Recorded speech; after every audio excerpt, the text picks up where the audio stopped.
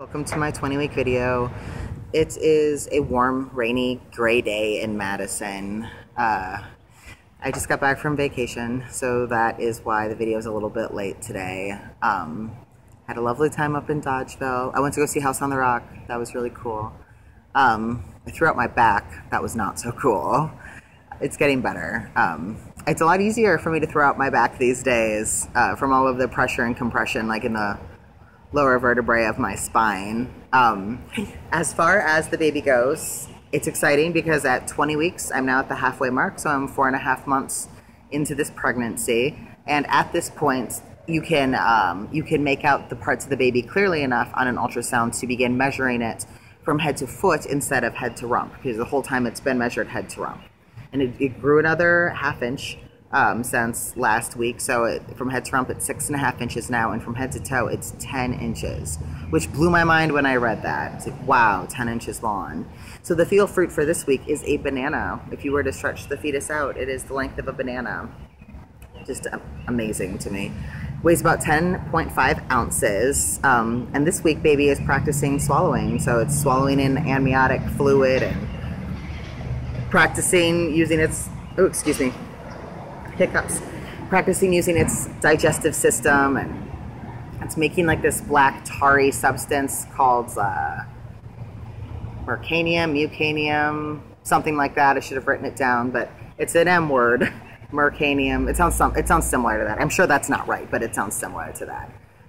So the digestive system is starting to get some practice and gain some functionality. As far as how I'm feeling, I am still sick. I have morning sickness every freaking day. And about half of the time it dissipates and I feel better after that. And I'm thinking that's a day like today is going to be, because I'm starting to feel better, which is awesome. I hope it stays that way. And about half of the time, I just feel horrible for the rest of the day. So I think at this point, I think it's probably pretty likely that I'll be one of those people who gets the joy of morning sickness throughout the entire duration of their pregnancy. Hooray for me.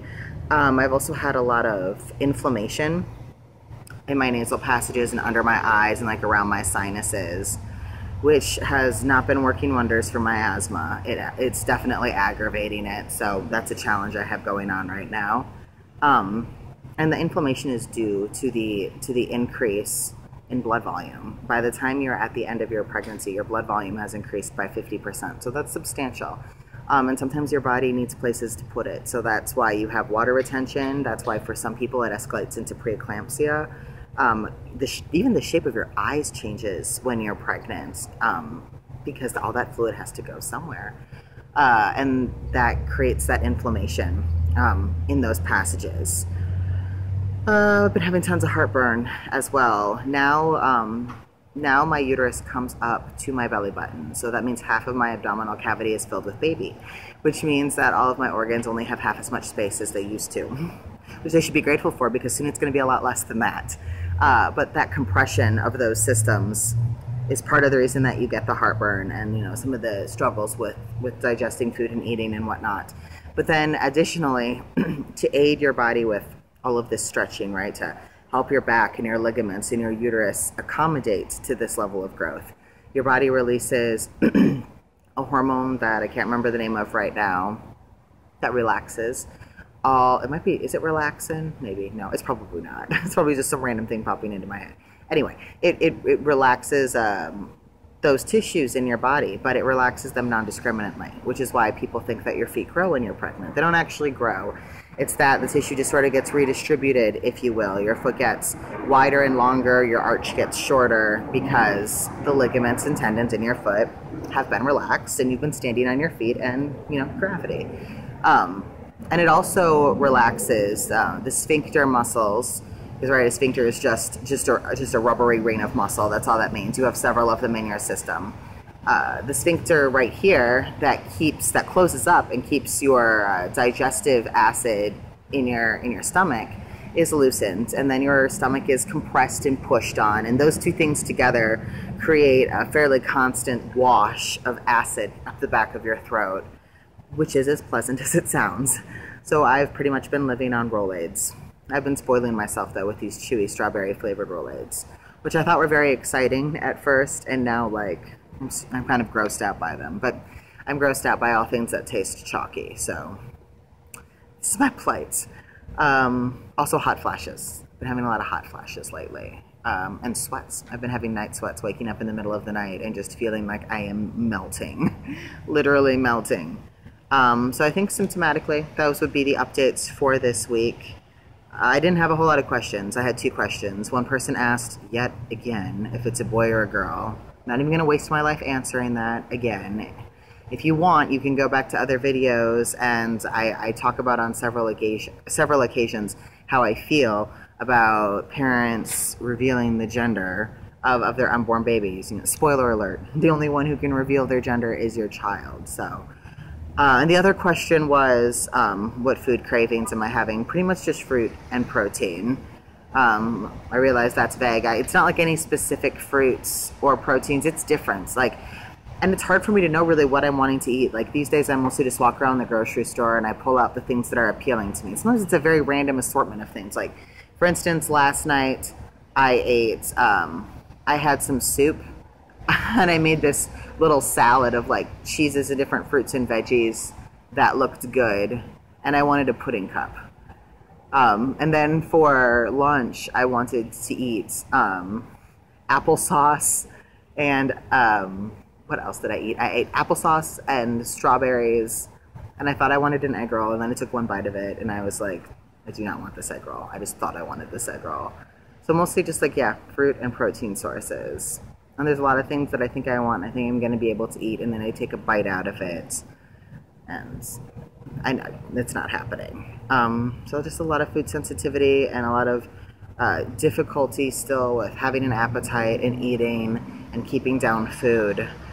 That's honestly not typical though for everybody, and especially not at this point in pregnancy. So I think that I just might be super sensitive to progesterone. You know, I mean, that could be it. Some people are more sensitive than others, or it could just be the way that my body processes progesterone. There's a lot of people walking by while I'm doing this video. It's making me anxious. I'm still super grossed out by smells. Specific smells like, you know, tuna, cat food, things like that, but also like combined smells, like a cafeteria, for instance. All the smells of the different food coming together is so repulsive to me. Or like, you know, like musty or musky smells, like basement smell or antique store smell or the smell of House on the Rock. That was disgusting. It was super, super musty. And then they have like this little restaurant area that cooks pizza. So like about halfway through, the musky smell meets the pizza smell. That was hard. That was like really hard for me to deal with 2.5 hours of that smell. And every time it would hit me in a wave, I would just be like, oh my gosh. And I know it was just me, because my partner was like, yeah, you know, I smell it kind of. It's not that bad. And I just felt like I was being hit by like these dense, toxic waves of the smell. So my sensitivity to smell is acute at the moment. Some good things are, because the baby is getting so big so quickly, in these last couple of weeks I've really been able to feel like an increase in movements, like several times a day. And I can differentiate what those different movements are now, because I would say it's 3 different types of sensations. One feels like this little tickly, almost butterfly wings feeling. And I think that's probably when baby is like maybe dragging an arm across my uterus or a leg or something like that. And then I also feel like this rolling sensation that reminds me of like a cat flumping over or something. And I can just feel this, like this stretch and pull and like switch of pressure inside of me. And I can tell that the baby is like changing what side it's laying on or where in my uterus it's laying. I can feel that. And then my favorite sensation of all that I'm feeling now is kicks, like straight up kicks. And some of them are strong. Like sometimes it startles me. I'll just be sitting there and be like, oh wow, what was that? Like, oh, that's right, the baby inside there. And it really just sort of helps me to appreciate how significant that growth is, you know, that it's changing so much in such a short period of time. The fact that it grows a ½ inch a week is just flabbergasting to me. Because that's a ½ inch of so many different kinds of tissue. That's a ½ inch of neurosystems, circulatory systems, musculature, bone, and your body is just like cracking it out. It is incredible. It really is. And then like the brain is developing and all these systems are preparing themselves, and It's just incredible that a sperm and an egg meet, and everything that is required for that development is just programmed right into that biology. It blows my mind. You know, it's like a spider born knowing how to weave these crazy complicated webs, or evolution. Just the way that knowledge is transmitted and held, like on this extreme tiny genetic level, is just absolutely fascinating to me. So yeah, I think the only other thing that I would probably talk about is that I have another ultrasound on Friday, which I always love those. I love seeing the baby moving around in there. So I'll talk to you about what that ultrasound is like and what my experience going to the prenatal clinic is like, and the ladies there who love to stare, on next Tuesday or Thursday. These are starting to migrate to Thursday videos, which is, you know, I'm okay with it. It's close enough. So yeah, I think that's all I was going to talk about. I'm trying to think of anything else. Not really. There'll probably be some links to some different articles that you might find interesting in this YouTube video, so go ahead and check those out. As usual, if you have any questions, comments, or concerns, you may feel free to comment them or message me however you feel most comfortable. And you can always just ask general questions too. I mean, people send me emails wanting to have a more personal interaction back and forth, and I'm totally open to that. So, I mean, if you're, this is some, you know, if you're a trans person or a gender nonconforming person and pregnancy is something you're thinking about, and you know, you would like to have like a little bit more of like a close conversation about it, I'm totally willing to offer my time to do that. That's the whole reason I'm doing this. There's not a whole lot of resources out there for you, and that's fucked up and that is wrong. So I'm happy to connect with you on a more personal level if you want to. I just want to throw that out there because I don't think I've said that in the past, but I'm very receptive to it. So don't feel discouraged from that. You can always send me a message and I will make time for you and I will answer your questions. I think that's everything. So have a great week. I will try to have a great week too. And I will see you probably next Thursday for my 21-week video, and we will talk about my ultrasound.